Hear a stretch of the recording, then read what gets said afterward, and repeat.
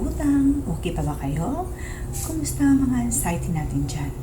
Well, makinig mabuti to this experience para di managdagan ang inyong anxiety. Iwasan at huwag na huwag maniwala sa sweetang ni Cash Express. Bakit? Kasi legit na scammer.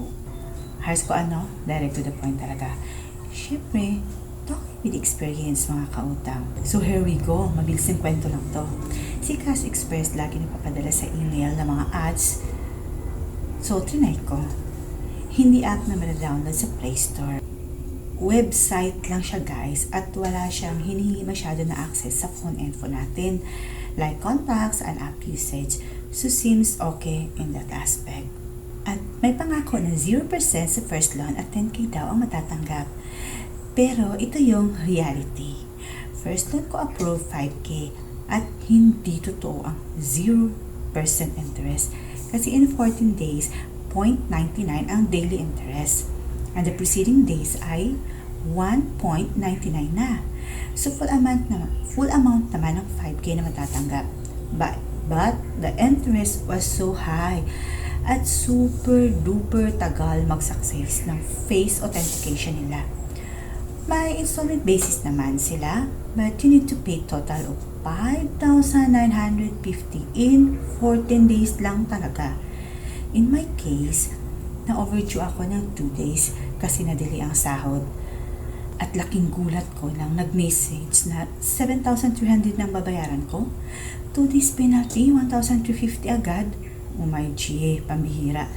Kaya di ko binayaran. At now, from 5k, naging 20 plus na, hindi pa nag 1 month.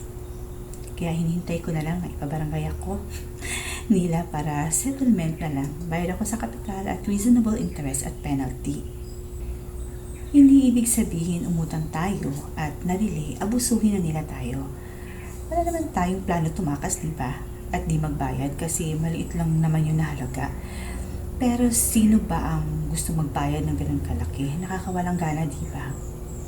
So, dahil sa experience ko na yun guys, ang ratings ko kay Cash Express ay 0 times 10 talaga.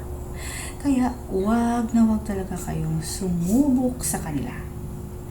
Seems igniting ang offer at syempre kung badly needed ka, minsan kakapit ka talaga.